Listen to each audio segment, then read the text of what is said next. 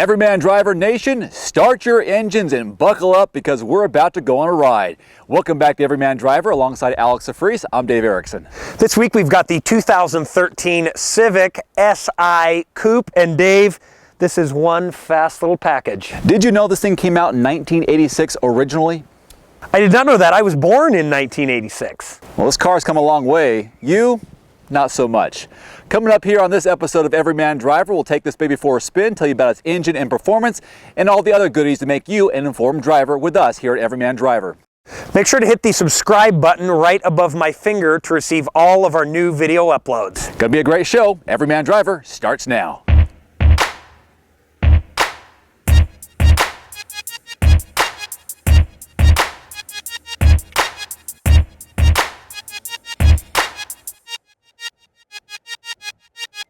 The new Civic Si is powered by a 2.4-liter naturally aspirated four-cylinder that produces 201 horsepower at 7,000 RPM and 170 foot-pounds of torque at 4,400. So, Dave, you really do have to wring this thing's neck to get the most out of it. And it comes with a 6-speed manual transmission, which really helps with fuel economy. It's rated at 22 miles per gallon in the city and 31 on the highway for that sweet spot of 25 miles per gallon in mixed driving, and that's what we've experienced so far this week. So it's a really good combination of power and fuel economy.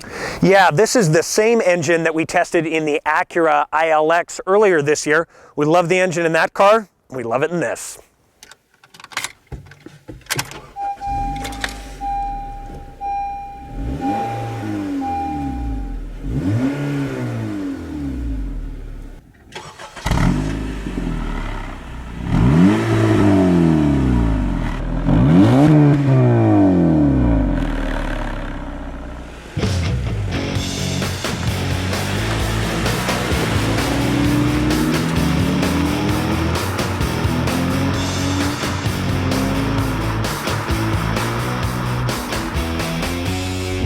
Time to talk about ride and handling in this speedy little coupe. Before we do that, let's open up the sunshade because it is a gorgeous day. We got lucky with our weather today. So Alex, ride and handling inside the 2013 Honda Civic Si. Very impressive. I had never driven a Civic with the SI trim, and everything is just as it should be. The engine has, for me, just the right amount of power. You can go, you can rip around, have a ton of fun. At the same time, it's not blow the doors off the barn fast. That being said, for 201 horsepower, this car feels really fast. Maybe it's the sporty exhaust they stuck on there. You can rev this thing out really high, but it feels faster than 201 horsepower, that's for sure. As for suspension, again, right where it should be, stiffer than a lot of its competition, but at the same time, it's not harsh. It still soaks up the bumps, but it corners pretty flat. Steering, good, not great. It's precise, but in a car like this, I would like to see a little heavier steering. It goes right where you point it, but at the same time, I'd like to see a little more weight.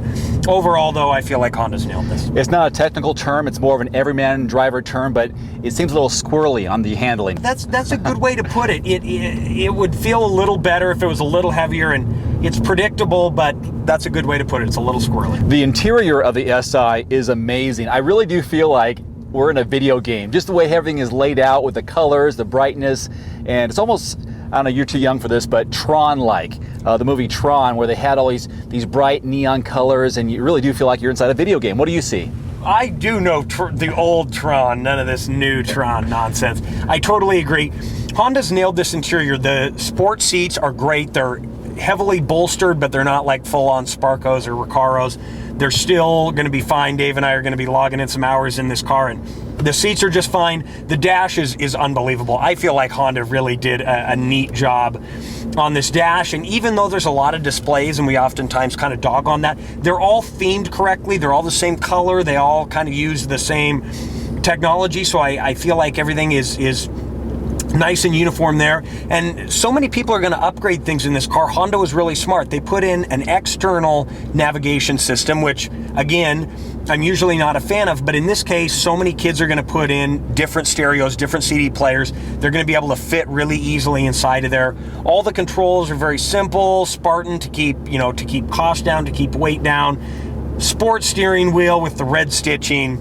They just did a great job. And the most prominent display you see in front of you as a driver is the RPMs, because that's what this car is touting, isn't it? I mean, I want to see how fast I can go. I want to see how high I can rev this thing. So it seems appropriate how it's laid out. I think it's just fine. It fits this car and the purpose of this car. This is a sporty car, so you want a sports layout. Yeah, and it does take a little while to get used to. One thing that's also very neat is this iVTEC indicator, which VTEC is a variable valve timing system that you found on many Hondas and Acuras, and essentially when you hit a certain rev range,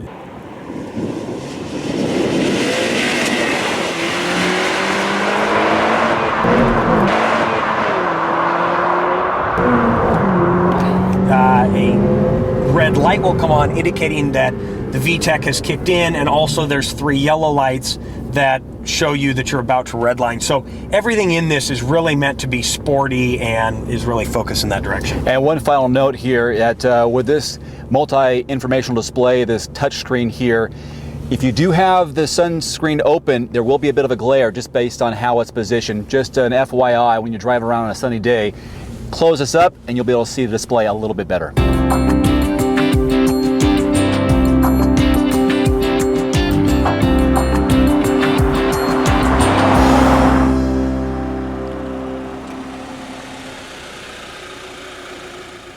No one's going to confuse the Civic with a family hauler, that's for sure, but it does have plenty of trunk space. We'll get to that in just a moment. There are 2 ways to open the trunk. One is inside the car next to the driver's seat. The other one is here on the key fob. That's the only way to open it, so we'll do that right now and show you how much space indeed is back here. In fact, 11.7 cubic feet of trunk space. I think is deceivingly big. Of course, you are going to sacrifice that room in the back seat for passengers, but plenty of room to take whatever you need where you want to go. Plus, it has the option of folding these seats down by just pulling these levers. So you get additional space back here to throw definitely some luggage, golf clubs, maybe even a small bicycle if you take the wheels off. So not too shabby for a small car like the Civic. The MSRP here on the 2013 Honda Civic Si with navigation is just over 24 grand. Add-on destination and handling, and it's still under $25,000. You can save yourself $1,300 if you want to drop the navigation. So the Everyman Driver Nation wants to know, Alex, what do you give it on a scale of 1 to 10? Well, the Civic Si is a bit of a tough car to rate because it is a fairly narrow crowd. I think most of the time it's going to be younger people, especially males, the tuner crowd. So for that target audience, I'm going to give this car a 9 out of 10. I think the exterior styling is fantastic. The interior makes you feel cool, makes you feel special.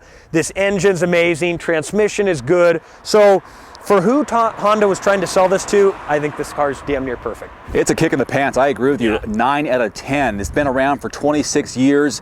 At least this model has, and I think they've nailed it where it is right now. It's a fun car to drive. I love the styling. I really like that cockpit area. I feel like I'm in a futuristic movie or a video game. It's just a lot of fun to drive, and I think it's probably priced just right for its audience. No, I totally agree. And also, I would go with the coupe.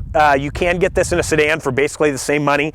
And the reason why is most of the people that are going to buy this don't have families yet, and they want something cool. They want to feel special. So why not go for the coupe? I agree. That'll do it for this episode of Everyman Driver. Alongside Alex Afreese, I'm Dave Erickson. Thanks for watching. We'll see you next time.